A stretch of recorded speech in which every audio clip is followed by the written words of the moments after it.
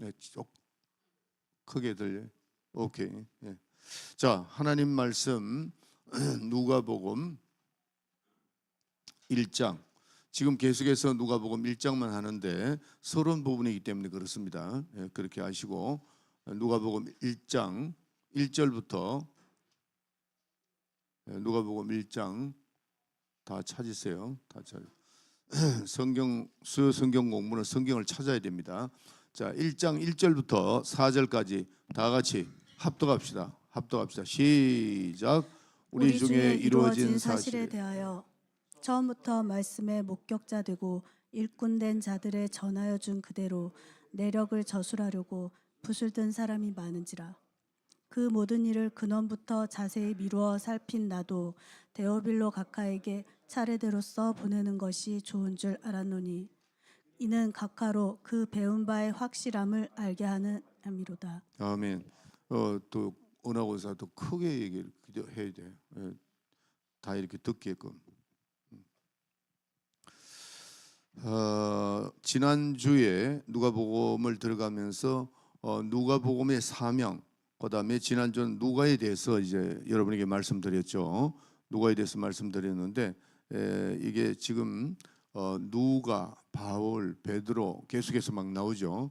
나오는데 이 누가복음을 본론을 강의하기 위해서는 할 수 없이 다 들어야 됩니다. 다 듣고 누가가 뭐 누구하고 이렇게 연결이 되어 있는가? 사도 바울이죠. 사도 바울 또 이 사도 바울은 또 누구하고 연결이 되어 있는가 하는 것을 우리가 잘 알아야만 이 누가복음을 강의를 잘 들을 수 있습니다. 자, 그래서 지난 주에 이 사도 바울이 무엇을 발견했는가 하는 것을 여러분에게 말씀드렸죠. 이 사도 바울, 자 누가와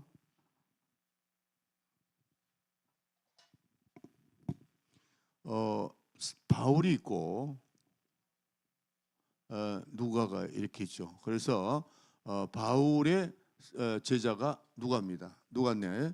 그러나 이 둘은 굉장히 지식인들이죠. 지식인들이고 사도 바울도 굉장히 지적으로 풍성한 사람이고 누가도 의사였으니까 상당히 지적으로 풍성한 사람들입니다.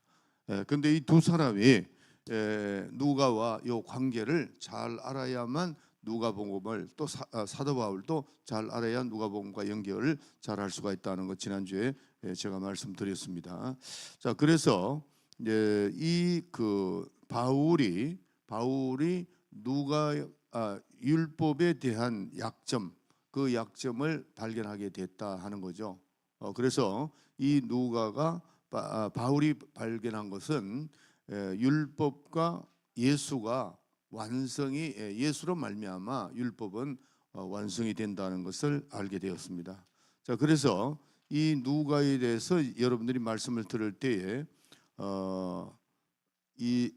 지난 주에 제가 여러분들에게 말씀드렸는데 이게 지금 뭐 어떻게 된 거지? 누가가 잠깐요.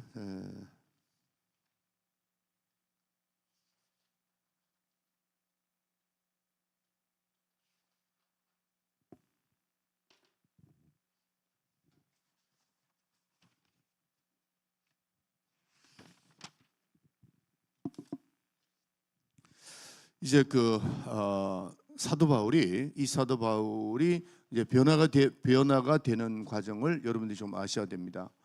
사도 바울이 스데반을 죽는데 앞장섰다가 이제 내려가죠. 비파가로 내려갑니다. 내려가다가 누굴 만나게 되는지 주님을 만나게 됩니다. 만나게 되는데 이 바울이 그때 다메섹에서 만나게 된 당신 누굽니까? 그럴 때 비파가는 예수다. 네가 비판하는 예수다. 이렇게 이제 주님 말씀하시는 거죠. 그래서 이 사도 바울이 어느 정도로 예수 믿는 사람을 핍박했느냐 하면은 또 핍박을 왜 하게 되었는가 하는 것을 여러분들이 조금 알고 계시죠. 이 사도 바울은 첫째는 율법을 일평생 몸바쳐서 그가 이렇게 일평생 몸바쳐 가지고 이 율법을 지켜 나왔고 유대민족으로서 유대인으로서 철저하게 율법을 지키는 사람이었다 하는 겁니다. 그래서 그는 히브리인으로서 히브리인의 전통 그거를 하나님의 언약을 지키는 사람이고 또 영적으로도 탈선도 하지 않고 그러니까 베냐민 지파죠. 그는 베냐민 지파이기 때문에 영적으로 타락하지 않았다.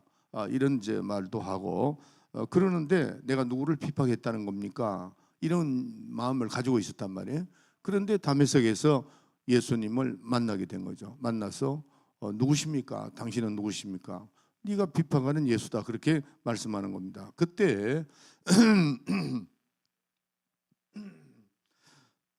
그때에 처음 예수를 만나게 되는 겁니다. 사도 바울이 만나게 되는데 굉장히 놀랐죠. 굉장히 놀랐는데 자 빌립보서 3장 6절을 찾아서 읽어주세요.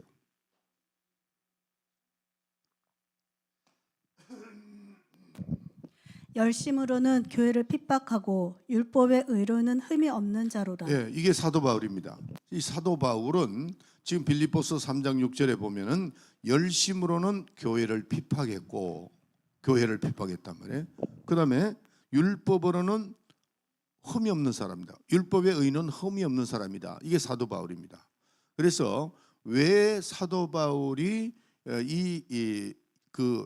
신생교회 다시 말해서 예수 믿는 그 사람들을 비판하게 됐는가? 전통 자기네들이 유대교가 있잖아요. 전통으로 믿는 그 율법주의자들이 믿는 그것을 철저하게 하다 보니까 그렇게 하지 않을 수가 없단 말이에요. 왜냐하면은 만약에 예수 교회를 영접을 하게 되면 인정을 하게 되면은 자기네들의 그 유대교가 다 이렇게 허물어지는 겁니다. 율법 자체가 막 허물어진다는 거죠. 그래서 그는 아주 핍박하는 자였다. 그래서 왜 예수를 핍박하게 됐는가, 또 교회를 핍박하게 됐는가는 율법을 지키는 자였기 때문에 결국 뭐죠? 호국주의자입니다. 호국주의자로서 철저하게 율법을 지키는 자였기 때문에 그렇게 핍박을 가했다 하는 겁니다. 그래서 기독교를 인정을 만약에 한다, 예수교회를 인정한다 그러면은 자기네들의 전통으로 믿은 유대가 무너지니까 당연하죠. 그게 보통 사람도 아니고 그 율법을 철저히 지키고 나가는 사람이니까 그렇게 하지 않을 수가 없었다는 겁니다. 그렇기 때문에 그는 조금 전에도 말씀드리지만은 예수교회를 핍박하는 자고 율법에 난 흠이 없는 자다 그렇게 말한 겁니다. 그러니까 지금까지 지켜온 게 뭐냐면은 나는 히브리인이고 바리새인이고 베냐민 집하고 율법으로는 흠이 없다. 이렇게 사도 바울이 이제 고백을 하게 되는 거죠. 자, 그러니까 빛과 어둠이 이게 극과 극이다 이렇게 생각하면 됩니다. 그러니까 타협을 할 수 없는 율법으로서는 이 사도 바울이 예수교회를 받아들일 수 없는 그런 거다 하는 겁니다. 그래서 자, 사도 바울을 한번 볼게요. 사도 바울이 아브라함의 자손입니다. 이게 전통으로 쭉 내려온단 말이에요. 아브라함의 자손이고 또 이 율법을 이게 추종하다 보니까 완전히 그 율법주의자가 된 거죠. 됐는데 그때 당시에는 로마가 이 유대를 갖다 지배를 했는데 그때 당시에 이 로마도 유대교를 인정하지 않으면은 이 사람들을 이끌고 나갈 수 없는 그런 환경이었습니다. 그러니까 정치적으로도 인정했죠. 그럼 빌라도가 예수님에 대해서 아무 흠을 잡을 수는 없었지만은 그들이 그 민심이 두려워서 예수님을 팔아버리고 말해요. 그냥 그들을 손에 넘겨주고 말한 겁니다. 그만큼 유대교가 강해 있었습니다. 그럴 때에 이 사도 바울이 다메섹에서 예수님을 만나게 되는 거죠. 그래서 예수를 비판하는 자인데 사울이죠. 바울입니다. 또 바울, 사도 바울 그렇게 얘기를 하는데 요거를 이제 여러분들이 저도 이제 그렇게 들었고 또 나중에 제가 신학교 다닐 때는 알았는데 많은 분들이 이럽니다. 변하기 전에는 사울이었고 변하고 나니까 바울이었다 이렇게 말합니다. 그게 아니고 히브리어로 사울입니다. 그러니까 로마어 라틴어로는 바울입니다. 그렇게 알면 됩니다. 이게 뭐 사울이 변해서 바울이 됐다 그게 아닙니다. 그것도 이제 잘못 우리가 아는 거죠. 그래서 히브리어로 사울이고 라틴어로 바울이다. 로마어로 바울이다. 이렇게 생각하면 됩니다. 그러니까 바울은 훌륭한 사람이었기 때문에 이 로마 법정에서 사울에게 시민권도 주고 또 이 사람을 앞장 세워 가지고 모든 일을 행하는 그런 일을 행하다 보니까 이렇게 이름을 이제 부른 것 같아요. 그러니까 여러분들도 이제 그렇게 알고 계세요. 이 성경 공부는 그런 것도 꼼꼼히 알아야 됩니다. 자, 그래서 예수님께서 이제 이렇게 이제 순서가 이렇게 되죠. 예수님을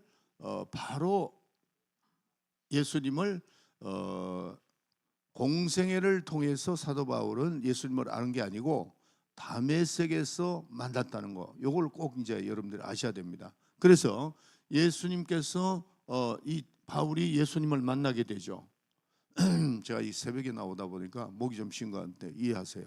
이해하시고 그 예수님을 만났습니다. 다메섹에서 만났죠. 만나가지고 예수님을 만나고 또 성령을 받게 됩니다. 아나니아라는 선지자에게 성령을 받게 됩니다. 바울이 여기서 사도 바울이 굉장히 충격적인 것을 발견하게 됩니다. 그동안 이 이제 율법에 대해서는 뭐 완벽한 사람이었지만은 그러나 율법에서는 무언가 부족하다는 것을 느꼈단 말이에요. 느끼고 오다가 예수를 만나게 된 겁니다. 그래서 이 사도 바울은 예수를 만나고 성령을 받은 것을 갖다가 그 사도 바울 서신에 꼭 표현합니다. 서두에 나옵니다. 예수 그리스도 하나님 아버지와 성령, 예수 그리스도와 성령에 대해서 꼭 합니다. 왜냐하면은 이 사도 바울이 율법에는 완전했는데 그 율법에 뭔가 부족하다는 걸 느꼈는데 알고 보니 거기서 이제 자기가 예수님은 직접 만나게 되죠. 그리고 아나니아를 찾아가서 성령을 받게 됩니다.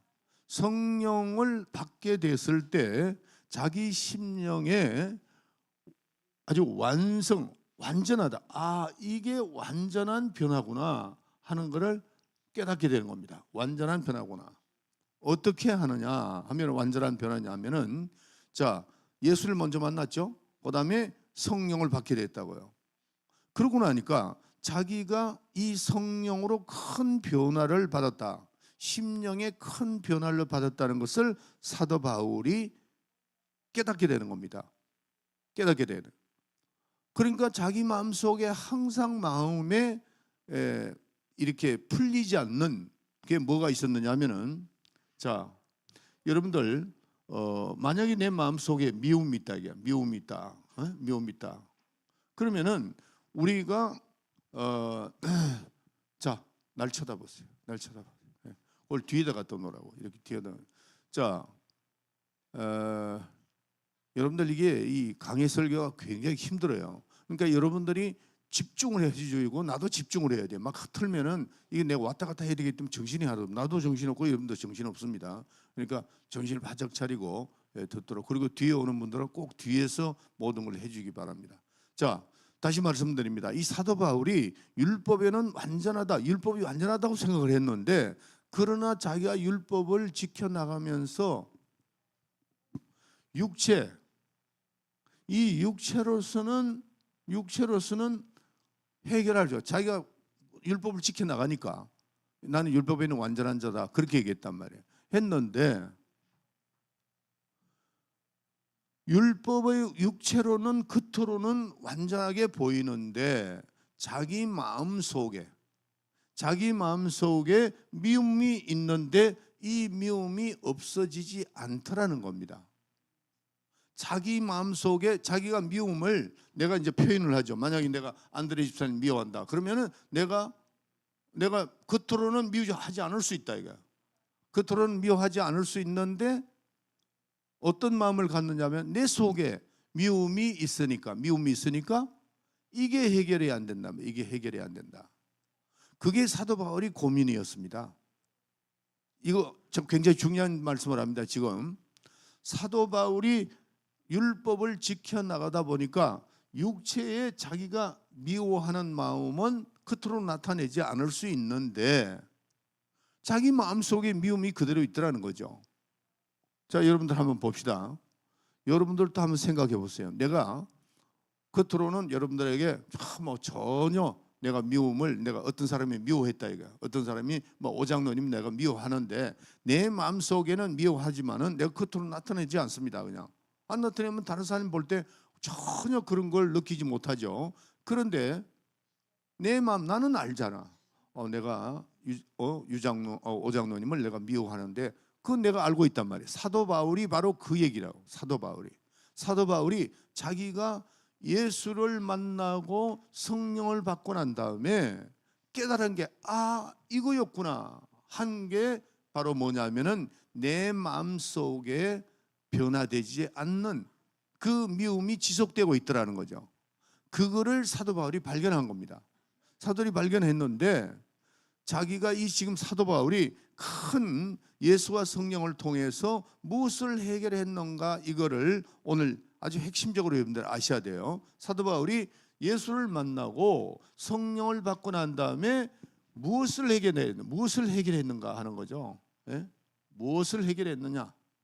자, 여러분들 다 찾으세요. 이거 굉장히 중요하니까 로마서 8장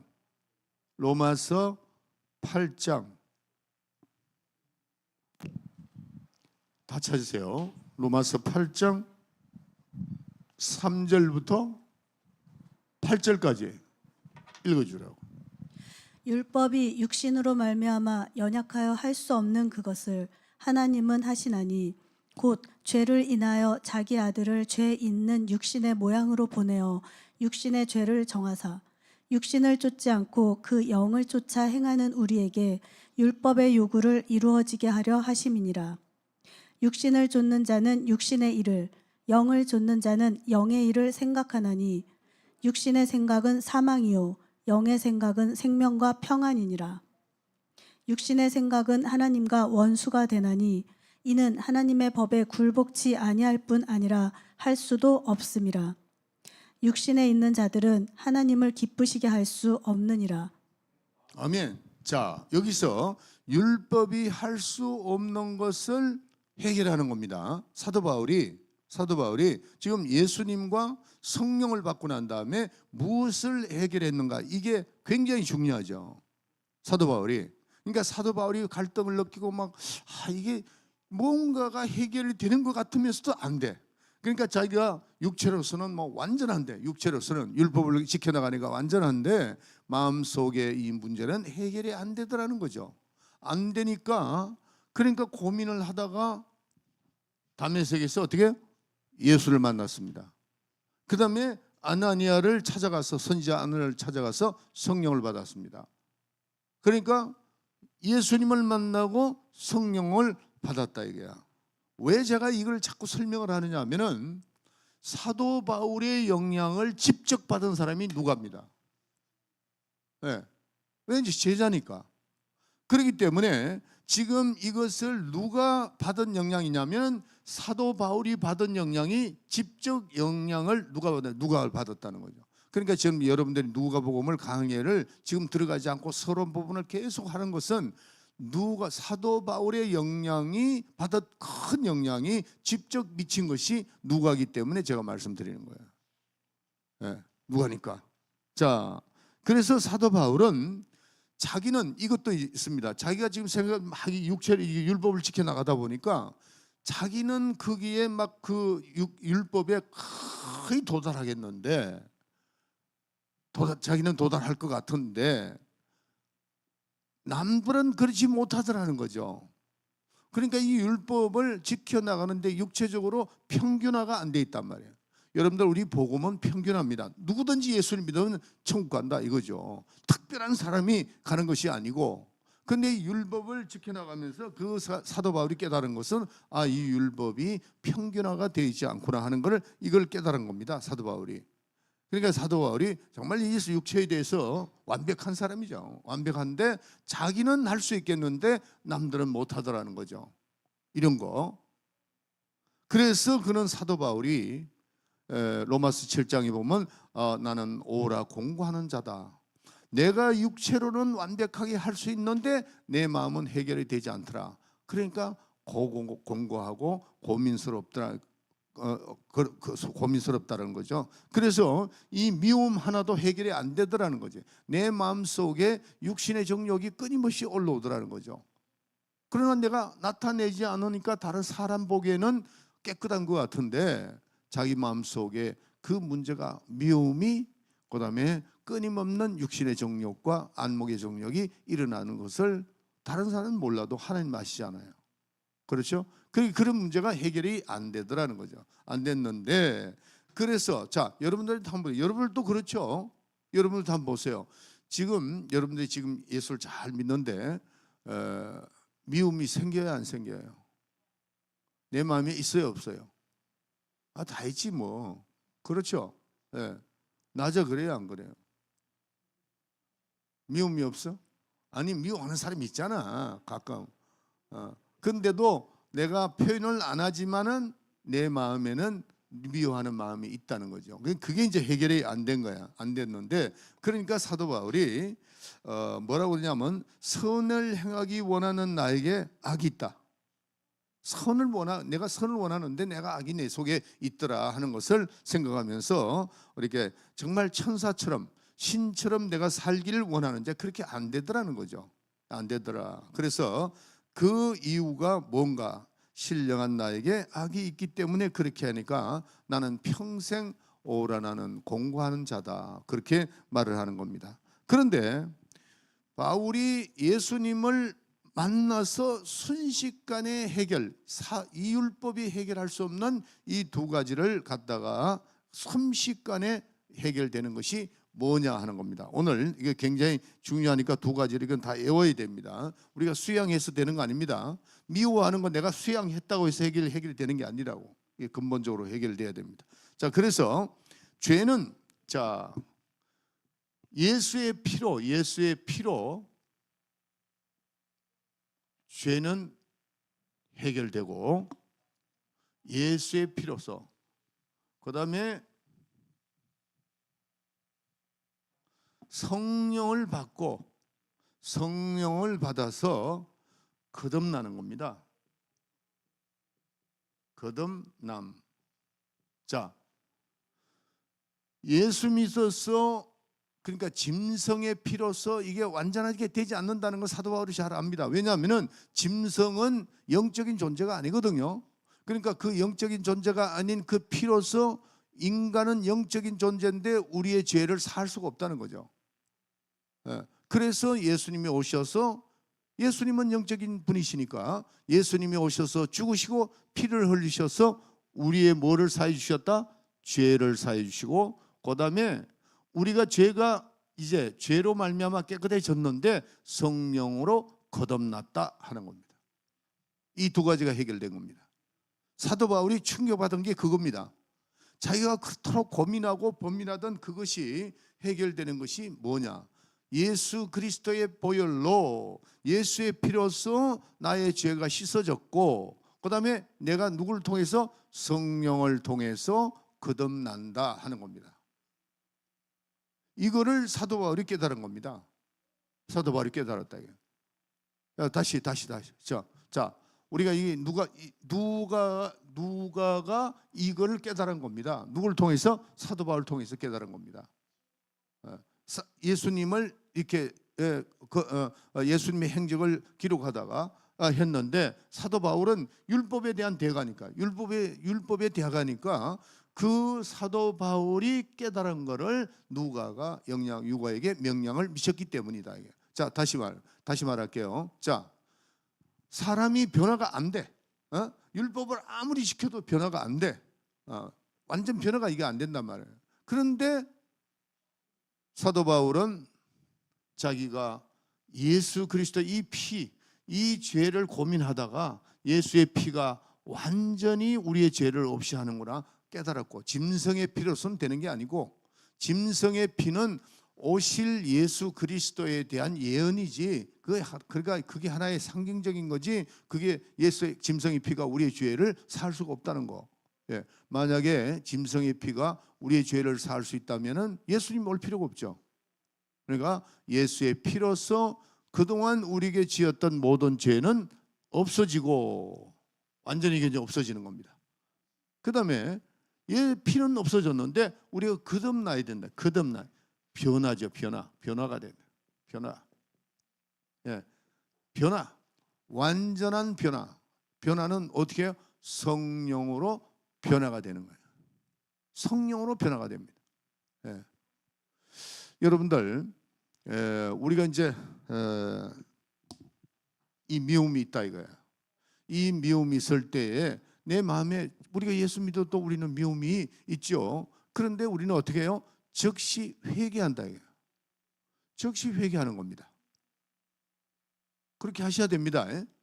여러분 어떤 죄를 짓더라도 우리는 예수의 피로서 우리의 모든 죄가 사해지는 겁니다.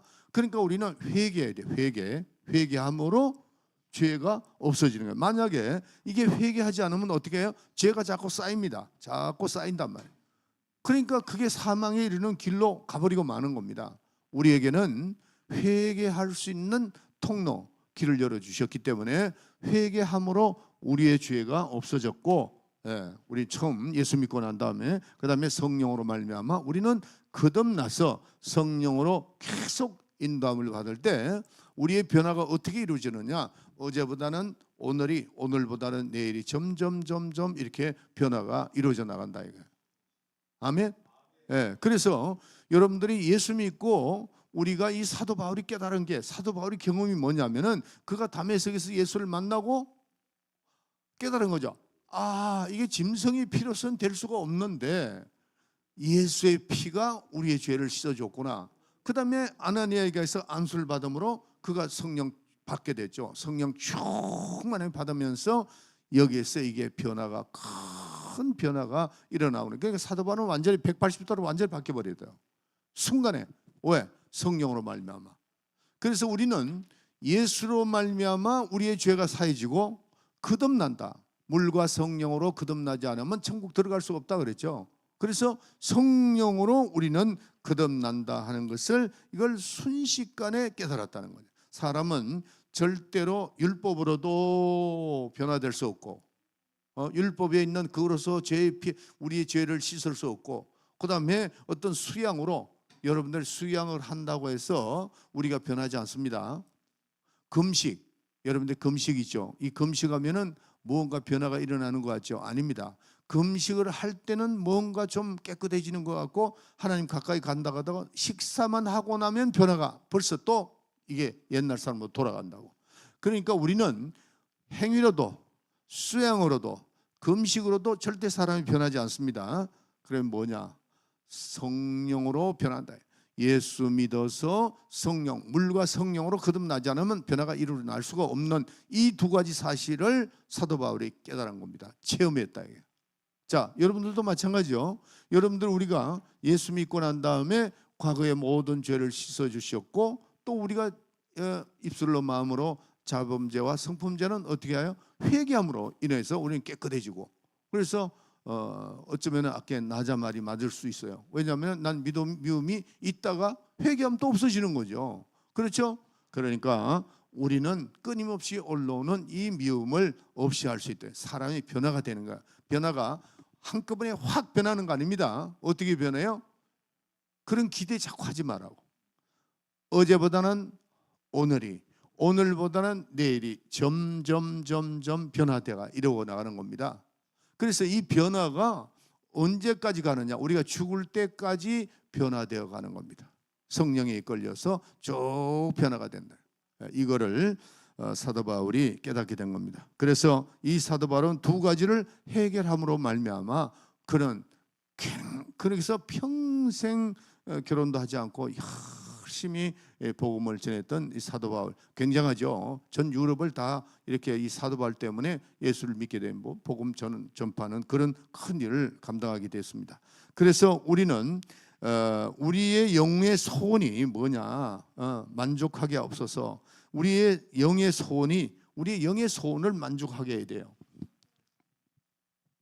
우리가 영적 존재잖아요. 영적 존재니까 영의 소원을 만족하게 해야 되는데 우리가 거듭나서 변화되어 계속 변화가 이름을 말미암아 찬송가에 나오듯이 불길 같은 성령이여 강구하는 우리에게 불러 성령 내 영혼의 소원을 만족하게 해달라는 이 변화가 일어남으로 영적인 존재 우리에게 큰 변화가 일어나고 만족함을 가질 수 있다 하는 겁니다. 그리고 그런 변화가 있어야 우리가 새롭게 변화가 되고 주님의 일을 할 수 있다는 것을 이걸 깨달아야 됩니다. 그래서 이 예수님께서는 바리새인과 서기관들에게 화 있을진저 하는 것은 너희들이 아무리 이런 육체의 훈련을 한다 할지라도 변화가 일어날 수 없다. 그런 훈련을 그 율법주의자들이 훈련받는 그 바리새 운동에서도 변화가 있을 수 없다. 반드시 예수와 성령으로 말미암아 변화가 일어난다는 것을 깨닫게 된 겁니다. 자, 여러분들 이거 잊어버리면 안 되니까 옆에 사람하고 한번 얘기를 해보세요. 예수의 피로서 뭐가 없어졌고 우리는 성령으로 뭐가 됐다고요? 한번 얘기해 보세요. 자, 예수의 피로 뭐가 없어졌어요? 죄가 없어졌고 또 성령으로는 거듭났다. 입으로 시인하고 옆에 사람하고 얘기하세요. 빨리 얘기하세요. 대면에 있는 사람들도 얘기하라고. 얘기하세요.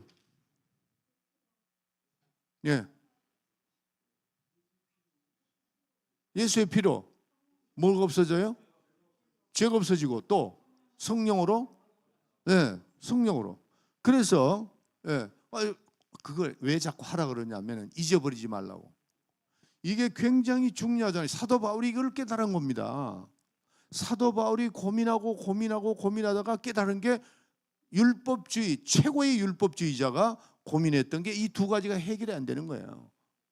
짐승의 피로는 절대로 우리의 죄를 사할 수가 없다는 걸 사도 바울이 깨달았고 히브리서 9장이 나오잖아요. 깨달았고 그 다음에 거듭나는 사람이 변화는 절대로 훈련과 수양을 통해서 변화가 되는 게 아니다는 거예요. 뭐로만? 성령으로만. 성령이 내 영속에 오셔서 우리를 푸른 초장으로 실만한 물가로 우리가 항상 24시간 우리 영속에 거하시면서 우리를 자꾸 변화시킨다. 자꾸 변화시킨다. 순종하고 따라가면 됩니다. 아멘. 그래서 기독교는 죄를 사하고 뭐로서? 예수의 피로서. 그 다음에 거듭난다. 뭐로서? 성령으로 거듭난 이 두 가지가 기독교입니다. 기독교의 핵심입니다. 이 기독교는 두 가지가 있다. 다시 한번 해봅시다. 자, 기독교의 두 가지가 뭐예요? 큰 두 가지가 예수의 피로 죄를 사하고 또 성령으로 거듭나고. 할렐루야. 이거 잊어버리면 안 됩니다. 사도 바울이 그걸 깨달은 거예요. 그거를 깨달으면서 놀란 거예요. 그래서 아하, 이 율법이 항상 뭔가 부족했는데 이게 뭔가, 이게 여기에 완성이 뭔가, 아하, 예수구나 하는 걸 깨닫게 된다. 이걸 사도 바울이 깨달은 겁니다. 그래서 율법은 절대로 완성이 될 수가 없어요. 예수가 아니면 완성이 될 수가 없습니다. 그래서 기독교는 예수와 성령으로 말미암아 완전한 이 변화가 막 일어난다. 변화가 일어난다. 여러분 성령 꼭 받아야 됩니다. 성령을 받아야 변화가 일어나요. 아멘. 예수가 성령으로 내와 계신다는 것을 꼭 깨달아야 됩니다. 그래서 자, 이 사도 바울은 율법은, 자, 갈라디아서 3장 19절을 찾으세요. 갈라디아서 3장 19절. 그런즉 법은 무엇이냐? 범법함을 인하여 더한 것이라. 천사들로 말미암아 중보의 손을 빌어 베푸신 것인데 약속하신 자손이 오시기까지 있을 것이라. 할렐루야. 율법은 예수를 기다리는 거, 기다리게 하고, 그 다음에 성령을 받게 하는 그런 그 율법은 다리를 놔주는 겁니다. 율법 없이는 또 안 되죠. 그러니까 그 율법이 하나하나 이렇게 진행되어 나오면서 예수를 기다리게 하고 그 예수를 만나게 되고 완성되고 성령으로 변화가 되어서 이렇게 나간다. 그래서 우리가 예수를 믿고 난 다음에 성령의 인도함을 받아야 계속 변화가 일어난다는 걸, 이거를 사도 바울이 깨닫고 우리에게 전달했고, 그 영향을 누가가 받은 겁니다. 그래서 이 누가가 그 영향을 받고 누가가 기록하는 겁니다. 그러니까 어떻게 보면은 누가복음은 바울의 영향이 굉장히 많다는 것을 깨달아야 됩니다. 그걸 알고 여러분들이 성경 말씀을, 이 누가복음을 읽어 나가면 돼요. 그 다음에 후편이 뭐냐? 누가복음의 후편이 뭐죠? 후편이 사도행전입니다. 사도행전입니다. 첫 번 보고서, 두 번째 보고서 이렇게 되어 있어요. 그래서 여러분들이 누가복음을 읽고 사도행전을 읽게 되면, 그래서 다음 주에는 여러분들에게 이제 숙제를 내드렸는데, 지난번에 사도행전 7장을 꼭 읽어오라는 거죠. 이 사도 바울이 영향을 직접 끼쳤던 사람, 다메섹으로 내려갈 수 있는 그 영향을 끼쳤던 사람이 스데반입니다. 스데반. 그러니까 이 스데반의 마지막 설교가 사도행전 7장에 있어요. 그러니까 사도행전 7장은 여러분들이 자세히 7번만 읽고, 그것만 7번만 읽고 오세요. 와야 돼요. 그래야 돼요. 그게 사도행전은 창세기부터 요한계시록까지 성경을 읽는 거하고 똑같습니다. 그리고 스데반이 그 설교를 하고 순교당할 줄 본인이 알았다는 거 아셔야 돼요. 그만큼 장구한 설교입니다. 이렇게 연결이 되어 있다 하는 겁니다. 그래서 첫 번 보고서가 누가복음, 그 다음에 두 번째 보고서가 사도행전이다 하는 겁니다. 그래서 누가복음은 예수님의 출생과 예수님의 성천하기까지, 그 다음에 사도행전은 예수님이 성천한 이후에 성령이 임하신, 또 사도 바울의 최후의 그 마지막까지 이렇게 기록한 겁니다. 그래서 사도행전은 전편은 베드로 편, 후편은 사도 바울 편입니다. 끝까지 이렇게 쭉 보면은 사도행전이 그렇게 연결이 되어 있다 하는 겁니다. 그래서 다음 주에는 스데반의 이 설교, 다시 말해서, 자 여기 한번 보세요.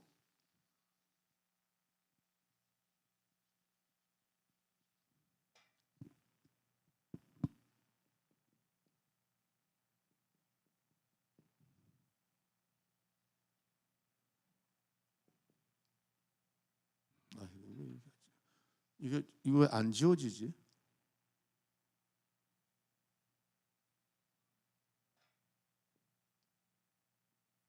스데반. 스데반. 뭐 그렇게 합시다. 자, 이 스데반이 지금 바울이 변화가 된 최초가 뭐냐? 스데반의 설교였습니다. 설교. 그래서 아까 사도행전 7장 그거를 읽으면서, 그거를 쭉 읽어보면 예수님, 사도 바울이 이제 바로 스데반을 죽이는데 앞장섰죠. 그래서 설교를 하는데 그 장구한 설교를 쫙 합니다. 아브라함부터 쫙 설교를 다 하고 난 다음에 이 스데반이 너희들이 믿고 있었던 그것이 완전히 잘못된 것이다. 너희들이 하나님이라고 생각했던 것이 바로 천사들이다. 막 이런 식으로 나옵니다. 그 이제 사도행전 7장을 보세요. 그러니까 사도 바울이 이를 갈았다고 그랬어요. 그러니까 그 설교를 듣고 사도 바울이 그 순교하는데, 스데반 순교하는데 앞장을 서게 되는 겁니다. 그렇게 이제 연결이 되니까 꼭 잘 읽고 오시길 바랍니다. 그래서 오늘 우리는 자 요것만 하고 끝내도록 합시다. 우리는 예수를 믿고 뭐가 없어졌어요? 죄가 없어졌다. 죄가 없어지고 또 뭐로서 거듭나요? 성령으로 거듭났다. 그래서 이 신약교회가, 기독교회는 죄를 사하고 거듭나는 게 이 핵심이 두 가지입니다. 내 죄가 없어지고 내가 거듭난다, 이겁니다. 따라합시다. 예수로 말미암아 나의 죄가 없어지고 성령을 받아 변화가 일어난다. 거듭난다는 거예요. 거듭난다. 이게 핵심이고 사도 바울이 깨달은 겁니다. 여러분들도 예수 믿고 난 다음에 내가 내 죄가 항상 여러분들이 그런 생각이 있죠. 내가 이 죄인인데 이게 죄가 없어진 것 같은데 뭐 또 이러고 이렇게 자꾸 의심을 하게 됩니다. 그런 의심하면 안 됩니다. 우리는 이 기독교의 핵심이 죄가 없어지는 거고 그 다음에 내가 거듭나는 겁니다. 거듭나서 변화가 자꾸 일어나야 돼요. 따라합시다. 주의 보혈 믿습니다. 그러면서도 과연 그럴까? 주의 보혈이 나의 영혼의 힘을 발할까? 그 다음에 내 죄가 없어질까? 이 믿음이 이렇게 되면 안 되는 겁니다. 확실히 믿어야 돼요. 따라합시다. 주의 보혈 믿습니다. 주의 보혈 믿습니다. 그 피가 어떤 죄라도 없어지는 겁니다. 없어지고 그 보혈을 믿으라 이게. 그래서 회개하고 또 거듭나는데 성령의 인도함을 받아야 된다. 그런데 성령은 하나님이시잖아요. 그래서 우리가 자꾸 죄를 짓게 되면은 성령의 역사가 이제는 점점점 멀어지는 겁니다. 그러니까 내가 끈을 끌어나가야 돼요. 자꾸 끌어날 걸 끌어나고 이렇게 해서 회개하고 또 돌아서고 회개하고 돌아서서 해서 완전 변화가 일어날 수 있도록 하시길 바랍니다. 다음 주는 사도행전 7장 꼭 약속합니다. 7번 읽어보세요. 7번 읽어야 그 스데반 설교가 어떤 설교인가를 알아야 제 설교를 들을 수 있으니까요. 오케이. 승리하시기 바랍니다. 다 같이 주기도문 합시다. 시작. 하늘에 계신 우리 아버지여